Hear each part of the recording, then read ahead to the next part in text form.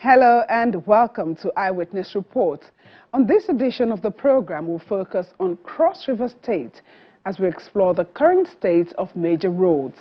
Stay tuned for details shortly. I'm Yomi Otaigbe.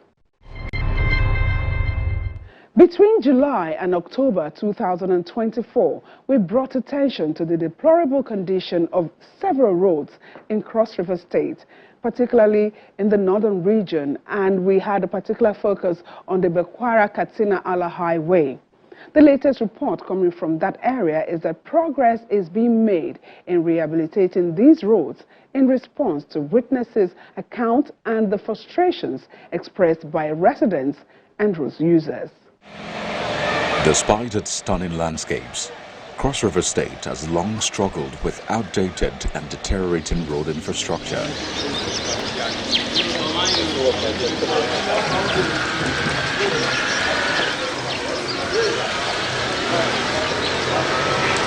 Before the current administration took office, many roads were in dire condition, urgently needing intervention.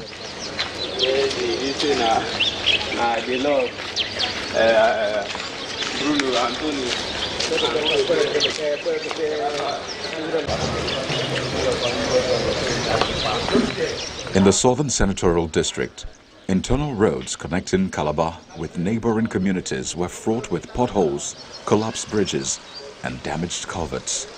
This deterioration led to frequent accidents, longer travel times, and significant disruptions to economic activities.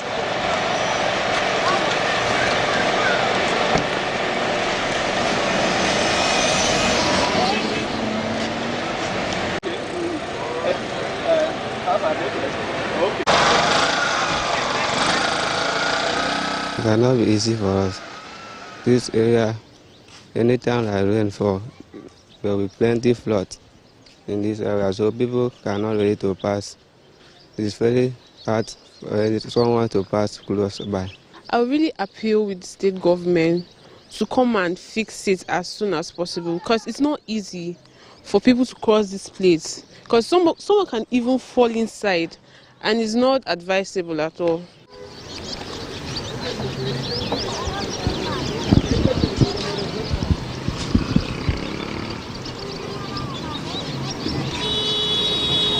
In response to public outcry and eyewitness accounts, Governor Basiotu conducted an assessment of these roads.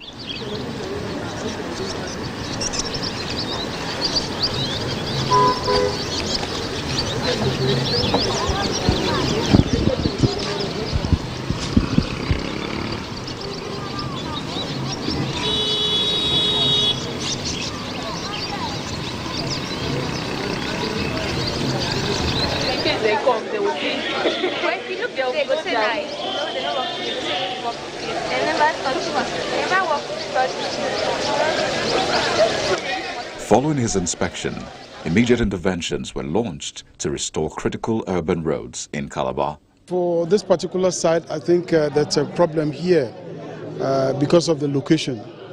And this place was a culvert before, it didn't work. So we want to replace it with a proper bridge so that we can have a thoroughfare on the ground where water and other things can pass freely. But the problem they have with the location is everything here is quite tight, so they cannot cast the concrete here. So they're doing the concrete at Ministry of Works. I believe that by the time the concretes are mature, they will then bring them to come and fix here. Many of the connecting roads have now received significant upgrades.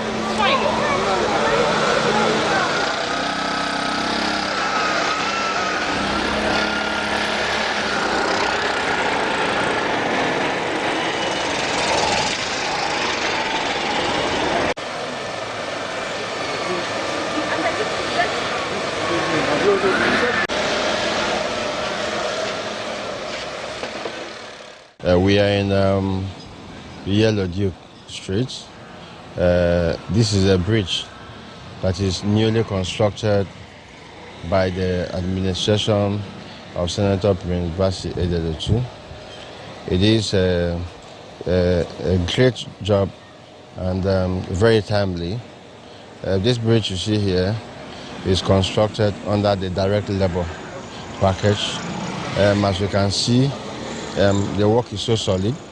Like I said in the other street, when I was analyzing about the nature of the drain that we saw, and that this is still likened to that same meal that is cooked by for your home consumption. So we cooked this by ourselves, we constructed it for ourselves, and that is why it is this solid.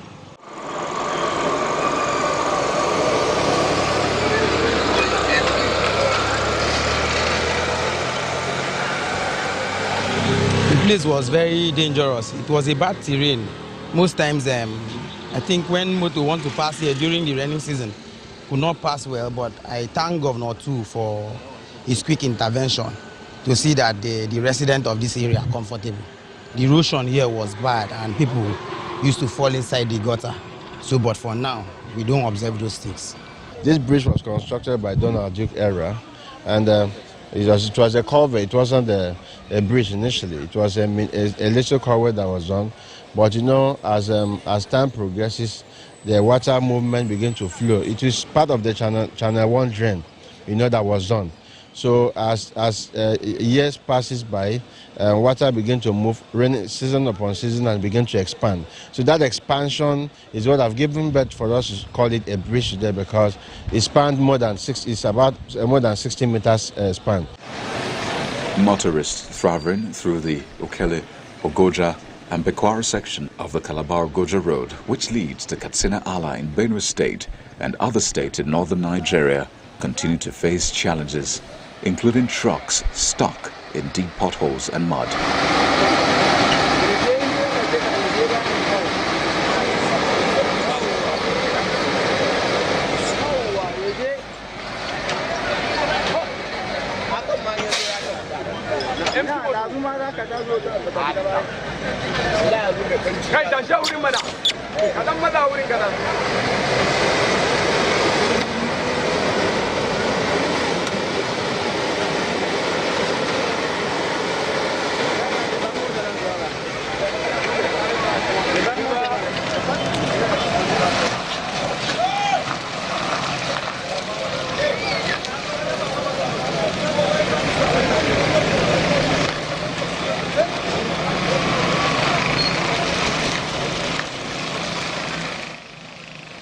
Every blessed day, our motor used to fall here.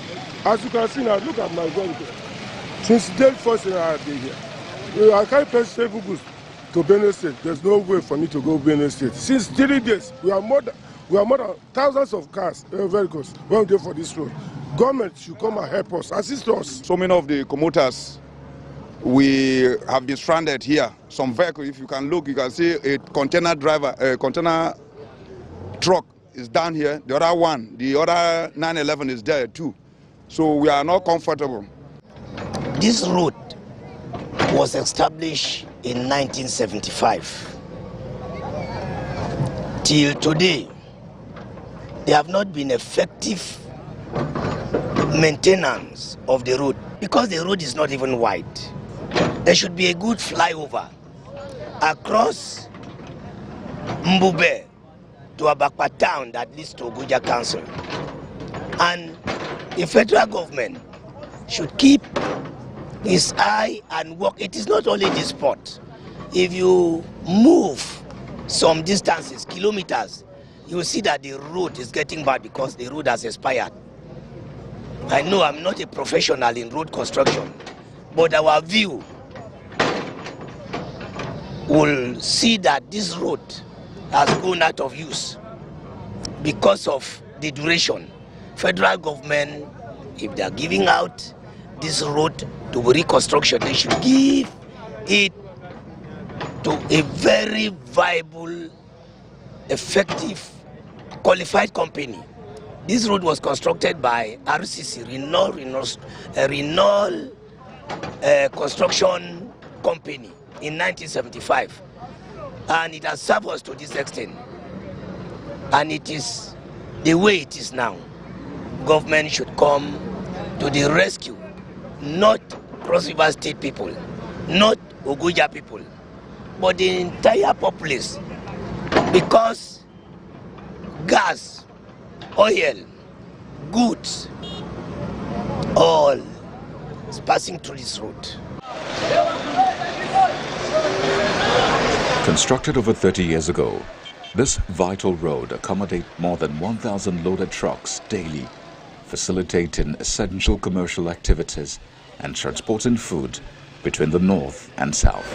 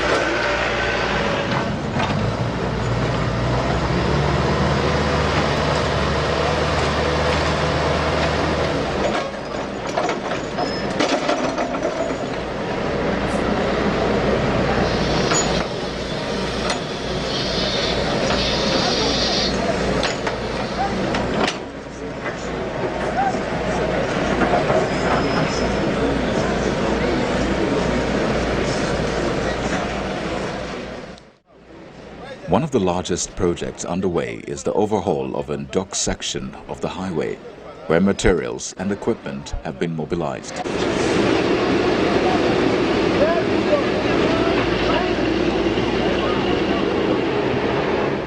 We are standing in the heart of Ogoja, the Ndok Junction, the junction that leads to Kasinala, and the ones that leads to the entrance of Ogoja. This place, for 3 weeks ago, almost a month now, have been unpassable. Over 5,000 to 10,000 trucks have been stuck here with goods, and a lot of things have happened in this junction. And so, in the wisdom of His Excellency, the Governor of Cross River State, and his passion for the people, he asked me to be here to ensure that I come to remedy the situation. I was at Ukwe, the other side that was so bad, was never passable in any way. I came there, in fact, for me to even gain access to pass it was a problem. But to the glory of God, I went in there yesterday. I was able to fix the place, and over 2,000 to 3,000 vehicles were able to pass yesterday, except the ones that are stuck here. And looking at here, we know that this is the federal government highway, but we are here just to fix it. Like I said earlier, that this federal government road is in our state, and that is why I am here. Once a nightmare for commuters, the Ndok Junction and surrounding road network in Ogoja now experience smoother traffic flow.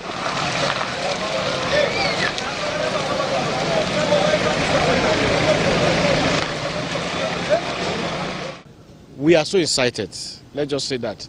The economy is tight, the situation everywhere is tight anyway, but when we see good things like this, we appreciate. We know what the present governor, what he promised us, is all this for we Ogoja people. Personally myself, before this time I have done it. I've passed a message to him that it shouldn't be just Ogoja alone. We should at least all the junction like this in Cross River State, let it have a face. For what the common man is saying here now, just like where I was coming out from, they said they don't even need election by next tenure, just for this. They don't need campaign by next tenure. That's what the common man has been saying. I just came out from a restaurant and I went and enjoyed myself because of what I've seen today. The face of this job is just wonderful. The road was so bad and we were crying for at least assistance for someone to make this road for us, and it has come to pass for now. So I felt so happy with the governor and the people working on the roads. This is in Ndok Junction, and from the little we gathered before the commencement of the project, this place, in fact, from when we took it, was a single lane. As you can see, it was a single lane when we came in, of a dual carriage of about 5.5 meters width. But we've been able to dualize it to what you're seeing with a carriageway now of about 14 meters. And before now, in Ndok Junction, for people who knows about it, is the place when you get in here is unpassable to motorists just because of the blockage of what we're having in here. But good thing, the ministry was able to come up with a solution, and that is what we have in here, which is this culvert you're seeing in here, is a total span of about 35 meters, which enabled the entire flow that comes in from Mission Road down into Igoli. And we have been able to divert it straight on to Calabar Highway with a span of about 150 meters width of our drain. So I think with what we have rather at hand now, I can tell you that for the next 10 years, the government are not coming in here to do anything that has to do with this access road. That is my assurance. At the moment as it stands, the total distance of what we have, the span of the kilometer is 12. From where we're standing in here, which is in Duke Junction, this is our 0 point, and our termination point is at Munaya. So the total span of what we have from this point is 12 kilometers. Okay, at the moment, we actually commenced the project in June this year. And what we have achieved, as you can see, if we're to give ourselves that score mark, we've done 45% of the entire project length that we have. And so far, so good. We commenced the asphalting of the road. I don't know if your cameraman can capture where we are at the moment. We commenced that a week ago. We're like a week old today, and we've done about 2.1 kilometers. So that is where we are at the moment. The hydraulic system has been done, the catch pit, as you can see, and some of the embankment that we have done. So in all of that, collate them together, we have scored 45% of the total contract length. We'll take a break at this point and return shortly with more updates on road infrastructure in Cross River State.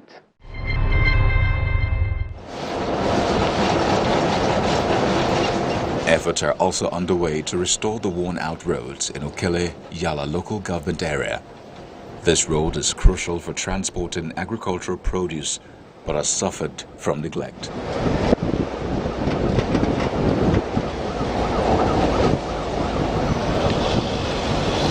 Shortly after assuming office, the governor toured the area and awarded contracts for complete road rehabilitation.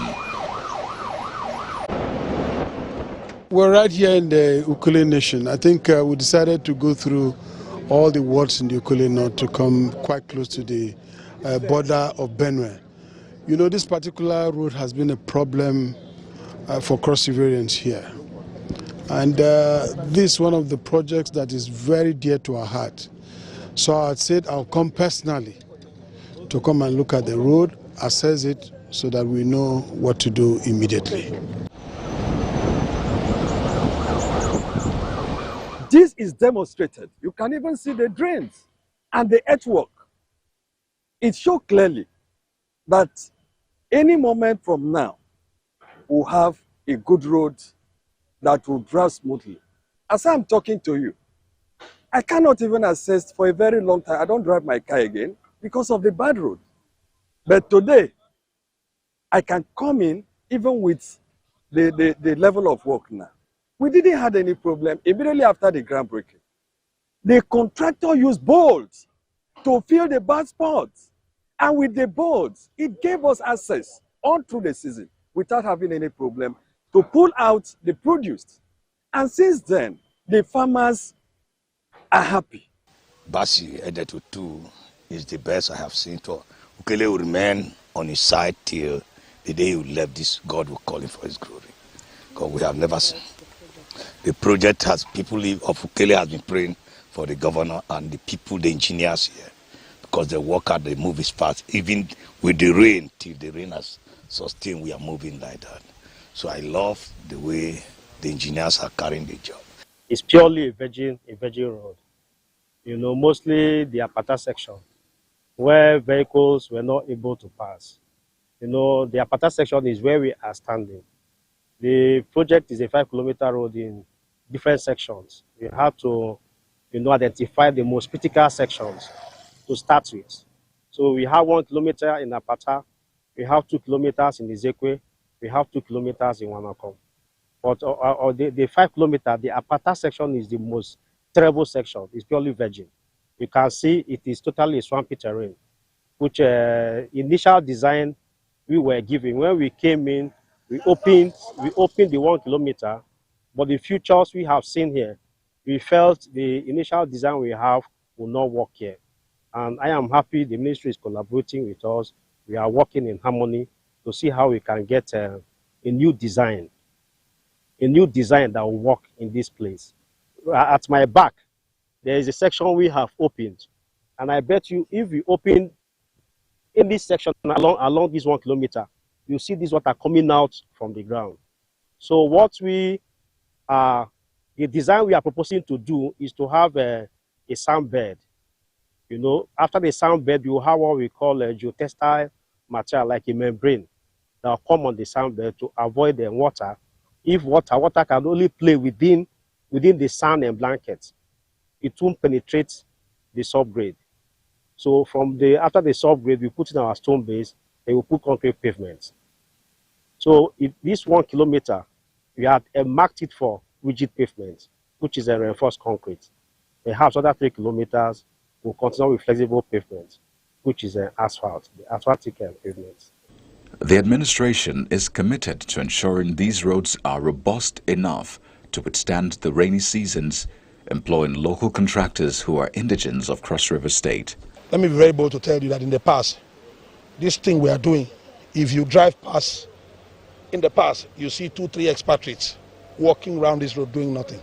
But today, just check, it's just Cross Riverians who are handling this project, and we are seeing the results. So the economic effect it's unimaginable. So it's affecting our people directly. And I can tell you that the aspect of portfolio matter, our funds being taken out, capital flight has ended. So whatever we earn, we come back to develop our people and develop our land. So it has a lot of benefit to our people. The state government has outlined plans for ongoing road rehabilitation and construction, focusing on completing current projects and opening rural communities to new opportunities. There are some projects in the north of which I personally went there to flag off.